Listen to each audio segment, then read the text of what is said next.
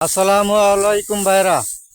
এই যে দেখুন আমরা কামলারা এই যে বন্ধ রোদের পরে ধান কাটন লাগে, কিন্তু সব জিনিসের দর বাড়তি।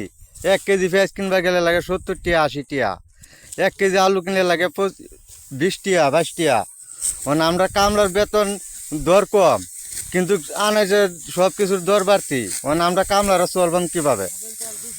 সোয়াবিন তেলটা কিনবা গেলে লাগে 200 টাকা কেজি। কামলার বেতন হইলো 500 টাকা। এই যে রোদের মধ্যে ফুরিয়া আমরা 500 টাকা রোজে কাম করিয়া পরে বাজারে গেলে 3 জাতের জিনিস কিনলে পরে আর কি বিড়ি খাওয়ানো টিয়াটাও তাই না। আমরা ওভারটা কি করছি, মাছ কিনবা গেলে লাগে 300 টাকা। এটা বিবেচনাটা ভাই আইনারা করাই।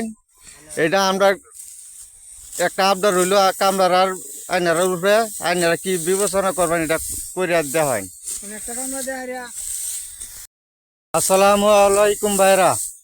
এই যে দেখুন আমরা কামলারা এই যে বন্ধ রোদের পরে ধান কাটন লাগে, কিন্তু সব জিনিসের দর বাড়তি।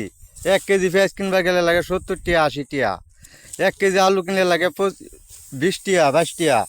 মানে আমরা কামলার বেতন দর কম, কিন্তু আনাজের সব কিছুর দর বাড়তি। মানে আমরা কামলারা চলবাম কিভাবে?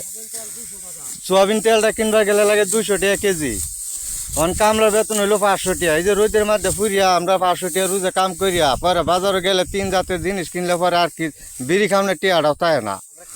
আমরা ওভারটা কি করছি, 1 কেজি মাছ কিনবা গেলে লাগে 300 টাকা। এটা বিবেচনাটা ভাই আইনারা করাই। এটা আমরা একটা আবদার হইলো কামলার আর আইনারা উপরে, আইনারা কি বিবেচনা করবেন এটা করিয়া দেওয়া হয়।